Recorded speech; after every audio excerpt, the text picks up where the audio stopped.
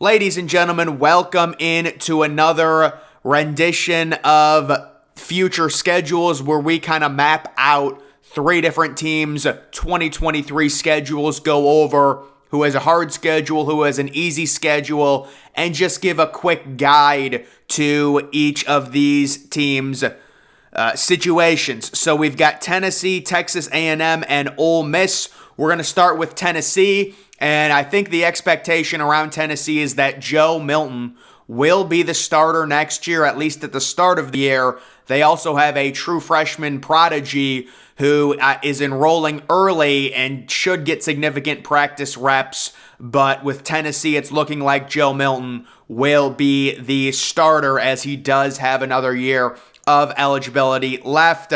Just looking at how their schedule sets up, they get Virginia at home. So Virginia with Brennan Armstrong, the former quarterback, transferring out. They had a really bad season last year. That should be a relatively easy win for Tennessee. Austin Peavy, the FCS program, that's a free win. They go to Florida early. That could be a night game. It would be interesting there. Tennessee possibly, breaking in a new quarterback. UTSA at home. That's not an easy game. UTSA with Frank Harris returning, the QB for his 7th season. They've kind of snuck around possibly as a top 25 team throughout the last few years. That is a sneaky hard game for Tennessee. They get South Carolina at home, trying to avenge that road loss this past season. They get their off week early October. Then they get A&M at home. 2 tough road games at Bama this year and at Kentucky. Kentucky getting the transfer quarterback Devin Leary from NC State. They should be relatively decent. You've got UConn at home, which is kind of just a weird late season freebie. At Missouri, you would figure they would be pretty heavy favorites to win that one. They get Georgia at home, and then they get Vandy as another freebie at the end of the regular season at home as well. So for Tennessee, when it comes to at Alabama and versus Georgia, you're trying to go 1-1. You're trying to go 1-1 in that stretch. I would say that week 3 game against Florida, depending on what Florida does in the transfer portal with their quarterback situation, with Anthony Richardson, we don't know. That might be a tough game. And then right after Florida on the road, playing a hard emotional game, coming home and facing a veteran UTSA team is not going to be the easiest. South Carolina, it's good to get them at home. You get an off week, you get A&M at home, who should be improved next year, and then you get those 2 tough games at Alabama, of course, who is breaking in a new quarterback as well, but by that point, he's going to have significant game reps. At Kentucky, they've got Devin Leary, and then you kind of finish off pretty softly. You've got a freebie with UConn. At Missouri's a game you got to win. Prepare for a huge battle at the end of the regular season versus Georgia, and then a free one versus Vanderbilt.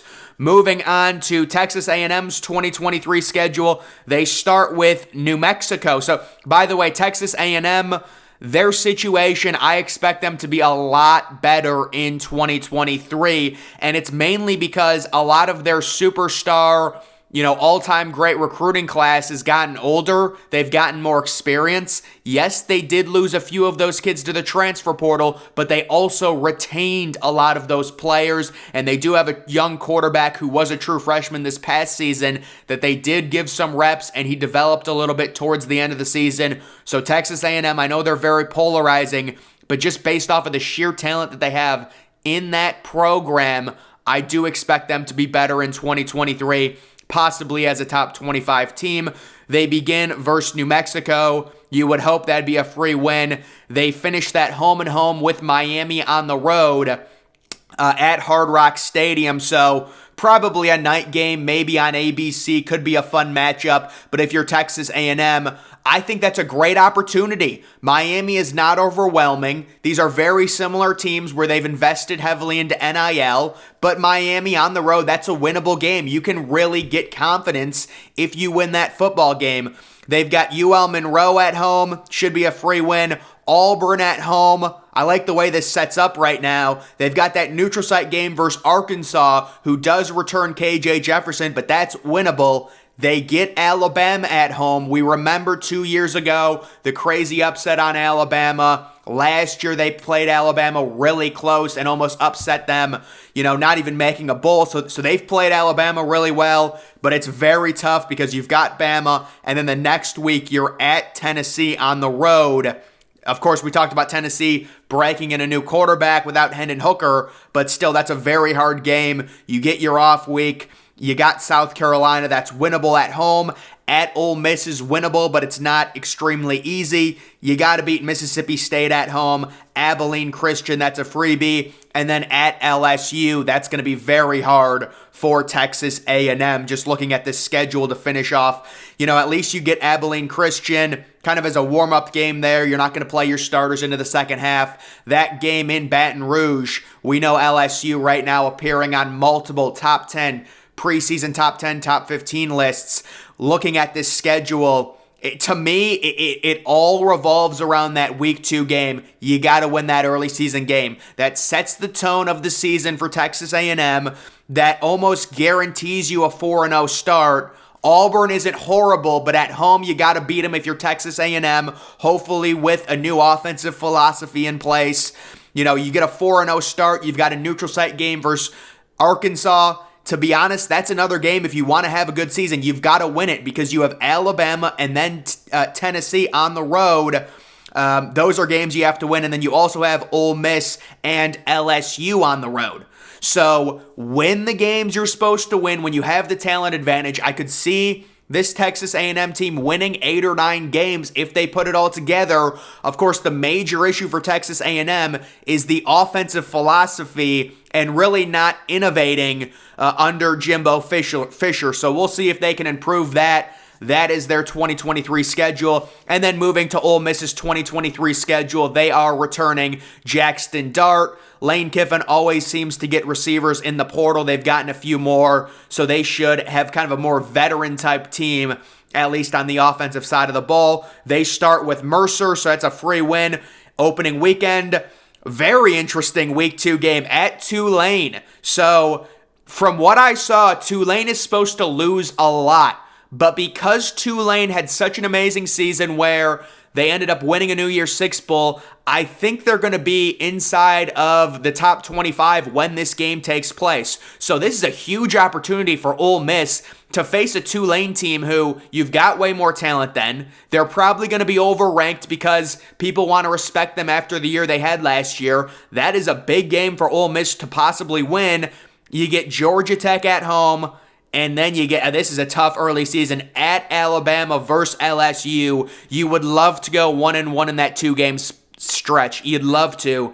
Arkansas at home, that's very winnable. If you want to have a good season in the SEC, that's a game you have to win.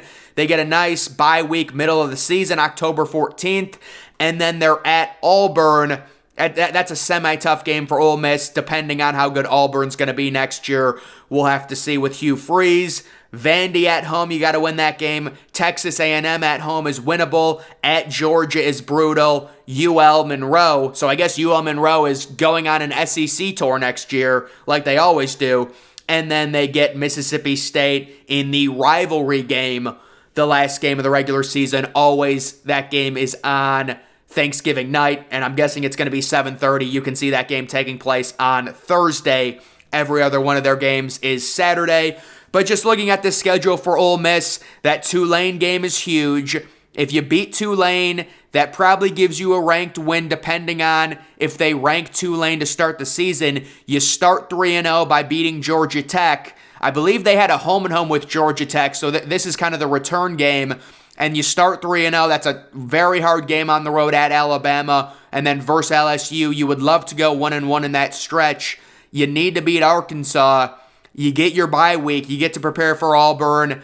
Vanderbilt should be a freebie. A&M at home. At Georgia is rough. And then at Mississippi State, that is never easy because it is a rivalry game for Ole Miss. But the positives for Ole Miss, you are returning Jackson Dart. You've got some veteran leadership there. We know the offense is going to be good enough. It was just a very hard finish to the season for Ole Miss, even keeping Lane Kiffin.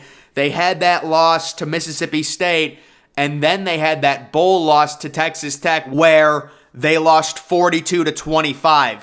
So overall, guys, looking at all of these schedules, I think none of the non-conferences really stand out as necessarily really challenging.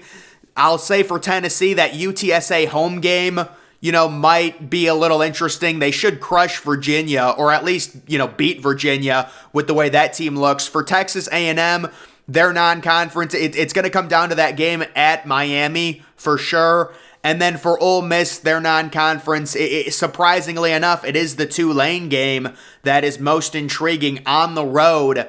Very interesting. They actually face Tulane on the road, but they do. So that's just 3 more schedules to look at as I continue my schedule breakdown here for 2023 college football. Guys, that's going to do it for this video. Make sure you follow me on Twitter. Link to that's always in the description. I'm, of course, the Depressed Ginger. Thank you for watching.